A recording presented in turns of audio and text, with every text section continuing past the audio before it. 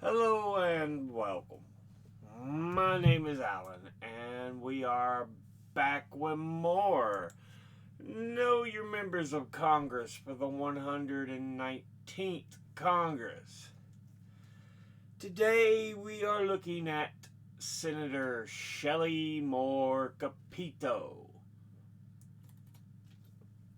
who is one of the two senators for the state of West Virginia. She is a Republican, and before she took office, she was preceded in office by J. Rockefeller. Now, let's go ahead and look at who she is as an individual. She is the daughter of Arch Alfred Moore Jr. and the aunt of Riley M. Moore. Arch Alfred Moore Jr. was a representative of West Virginia who served in the West Virginia State House of Delegates before being elected to the 85th and 5 following Congresses, so 6 terms as a representative in the House. Was governor of West Virginia twice. So, yeah. He had some political experience. Riley Moore, who is her nephew, was a staff member in the United States House of Representatives.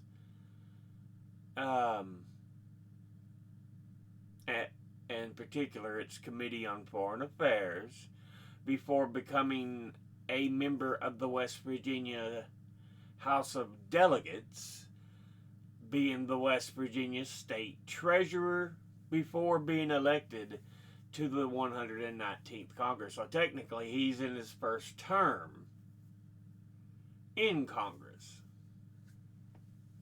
in the U.S. Congress. So, yeah, there is some political connection there.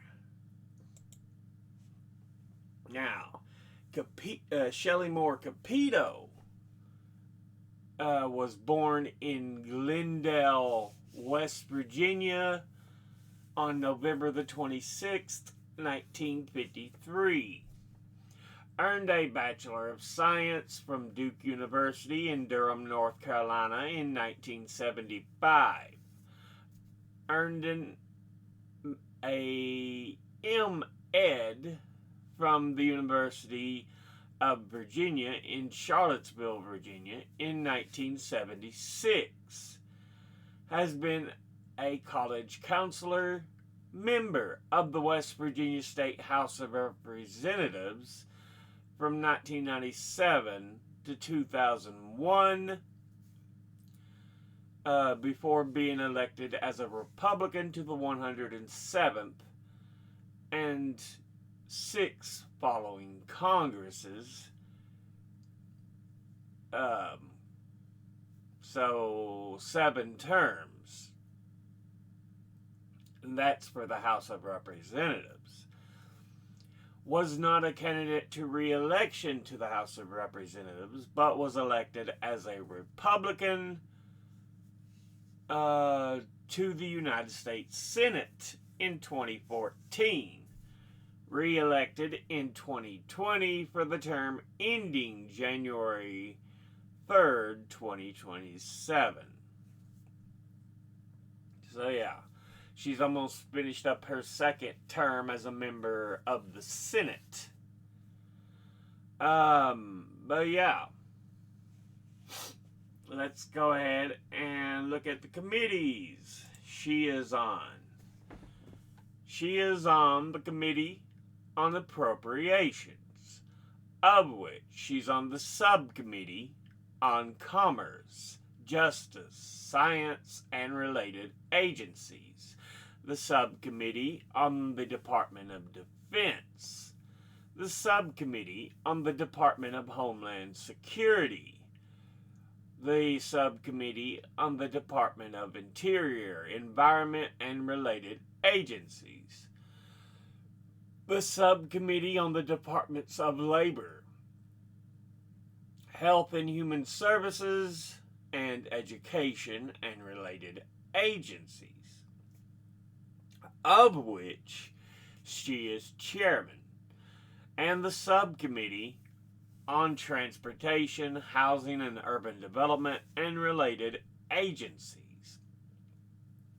She's on the Committee on Commerce, Science, and Transportation, of which she's on the Subcommittee on Aviation, Space, and Innovation, the Subcommittee on Consumer Protection, Technology, and Data Privacy, the Subcommittee on Surface Transportation, Freight, Pipelines, and Safety, and the Subcommittee on Telecommunications and Media.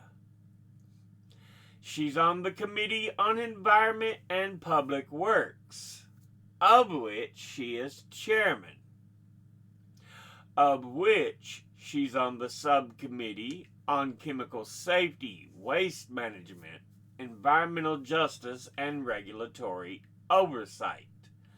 She's on the Subcommittee on Clean Air, Climate, and Nuclear Innovation and Safety. She's on the Subcommittee on Fisheries, Wildlife, and Water, and the Subcommittee on Transportation and Infrastructure. And finally, she's on the Committee on Rules and Administration. Now, let's go ahead and look at her top 5 individual donors and contributors over this last election cycle. At the top, number 1, we have First Energy Corp. And they are an electric utility headquartered in Akron, Ohio, that was established when Ohio Edison merged with Conterior Energy in 1997. And its subsidiaries and affiliates are involved in distributing, transmitting, and generating electricity, energy management, and other energy related services. Its 10 electric utility operating companies comprise one of the United States' largest investor-owned utilities, based on serving 6 million customers within a 65 square mile area of Ohio, Pennsylvania, West Virginia, Virginia, Maryland, New Jersey, and New York. Its generation subsidiaries control more than 16,000 megawatts of capacity. Its distribution lines span over 194,000 miles, and in 2018 it ranked number 219 on the Fortune 500 list of the largest public corporations in the U.S. by revenue. In November 2016, it decided to exit the competitive power business and become a fully regulated company. And yeah, altogether, it has donated $70,325. And once again, that's First Energy Corporation. Next, at number 2, we have Williams Companies, an American energy company based in Tulsa, Oklahoma. Its core business is natural gas processing and transportation, with additional petroleum and electricity generation assets. It is a Fortune 500 company and its common stock is a component of the S&P 500. It was founded in 1908. Altogether, it has donated $64,200. And once again, that's Williams Companies. Next, at number 3, we have Pan Am Equities. And it is an American real estate development and property management company owned by the Manacharian family and focuses on redevelopment of the Upper East Side tenement blocks.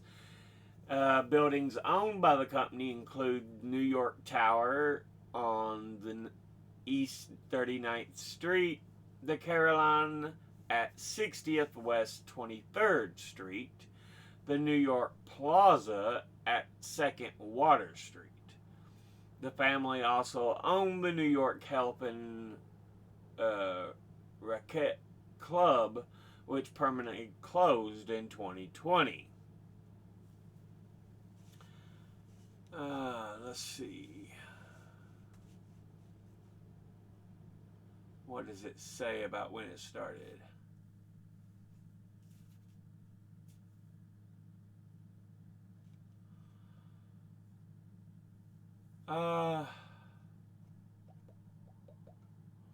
We see it goes back as far as 1978 because that's when they purchased New York Plaza.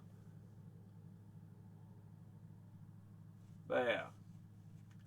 Altogether, it has donated $63,600. And once again, that's Pan Am Equities. Next, at number 4, we have Dominion Energy. And they are commonly referred to as Dominion, and an American energy company headquartered in Richmond, Virginia, that supplies electricity in parts of Virginia, North Carolina, and South Carolina, and supplies natural gas to parts of Utah, Idaho, Wyoming, West Virginia, Ohio, Pennsylvania, North Carolina, South Carolina, and Georgia. It also has generation facilities in Indiana, Indianapolis, Connecticut, and Rhode Island. The company was acquired by the Questar Corporation in the western U.S., including parts of Utah and Wyoming, in September of 2016. In January 2019, Dominion Energy completed its acquisition of Scana Corporation. Just feels like all these companies cannibalize each other to get bigger and bigger. But yeah, the current rendition of the company was founded in 1983.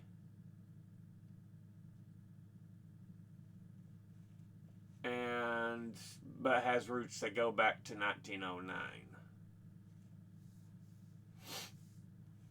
Altogether, it has donated $57,600. And once again, that's Dominion Energy. Finally, in 5th, we have Geo Group, and they are a publicly traded C corporation headquartered in Boca Raton, Florida. that invest in private prisons and mental health facilities, which is laugh that they do both. In the US, Australia, South Africa, and the United Kingdom, its facilities include immigration detention centers, minimum security detention centers, and mental health and residential treatment facilities. It also operates government owned facilities pursuant to management contracts. As of September the 30th, 2024, the company owned or managed 80,000 beds in 99 facilities, making it the largest prison operator in the U.S. In 2019, agencies of the federal government of the U.S. generated 53% of the company's revenue. Up until 2021, the company was designated as a real estate investment trust, at which time the board of directors elected to reclassify as a C corporation under the stated goal of reducing the company's debt. It has been subject to civil suits in the U.S. by prisoners and their families for injuries from riots and poor treatment at prisons and immigrant detention facilities due to settlement of class action suits in 2012 for its management of the Walnut Grove Youth Correctional Facility in Mississippi. The GEO Group lost its contract for this and two other Mississippi prisons, which has been operating since 2010. Related federal investigations of kickback and bribery schemes associated with nearly $1 billion in Mississippi state contracts for prisons and related services have resulted in the criminal prosecution of several public officials in the state. In 2017, the state attorney general announced a civil suit for damages to recover monies from contracts completed in the period of corruption.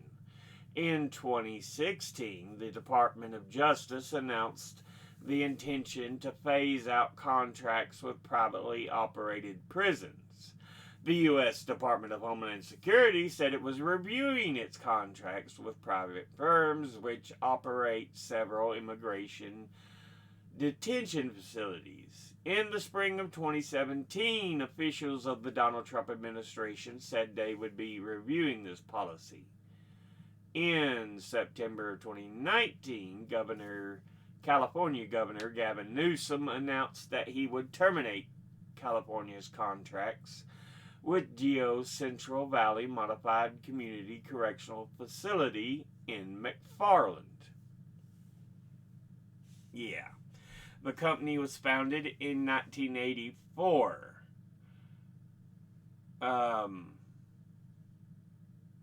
Starting with its Wackenhut Corrections Corporations is what the original name was. Yeah.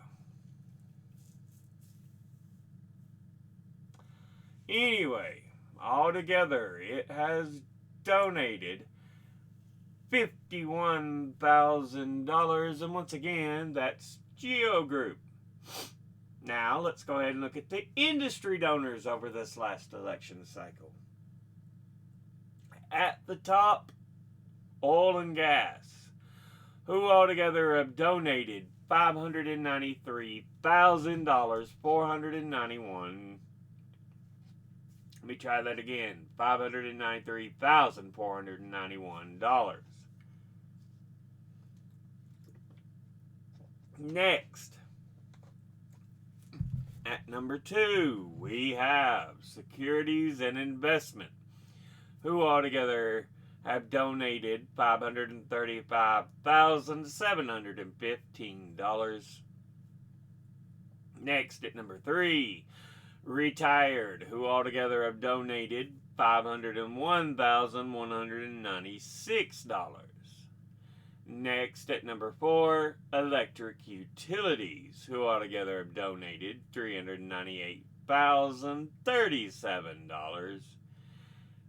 And in fifth, Leadership PACs, who altogether have donated $394,499. Now, let's look at the donors at a glance. And one thing you'll see first, a lot of energy production, natural gas, petroleum, and just energy production from whatever.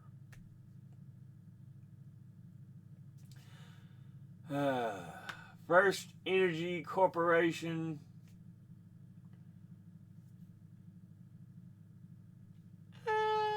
We'll give it an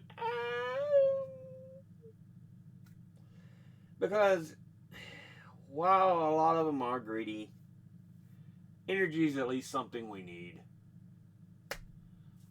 Williams Companies. What was Williams Companies?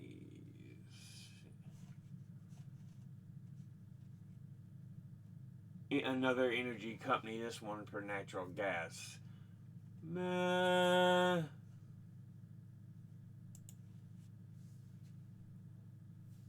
Pan Am Equities, that was redevelopment stuff.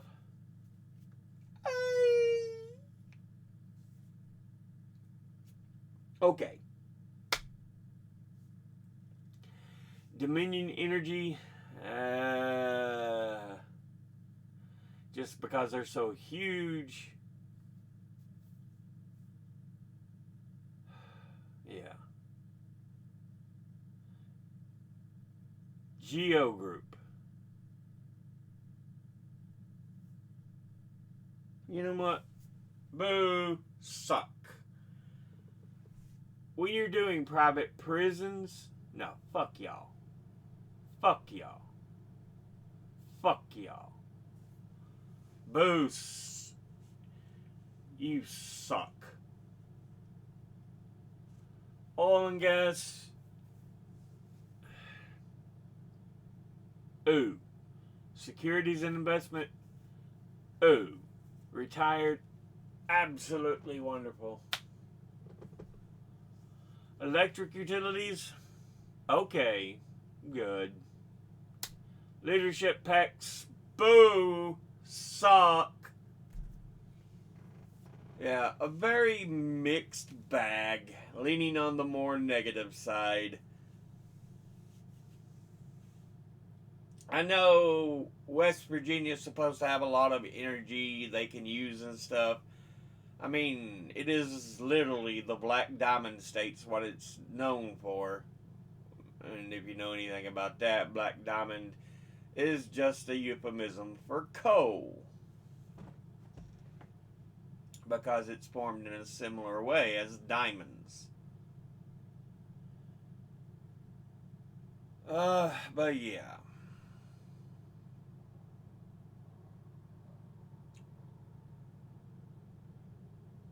Anyway, yeah. Geo Group, negative. The energy companies are just kind of blah. Redevelopment. So just, yeah. Overall, not great. Not the worst we've seen, but yeah. Not good. Anyway, this has been a look at Senator Shelley Moore Capito, who is one of the two senators for the state of West Virginia. As always, because this video is taking long enough, educate thyself. Think, read, study, learn. Someone tells you something you have trouble believing, ask them to cite their sources. I'll be putting my links and sources in the description box below the video. Thank you all for watching. I'll see you all in the next one. Until then, later.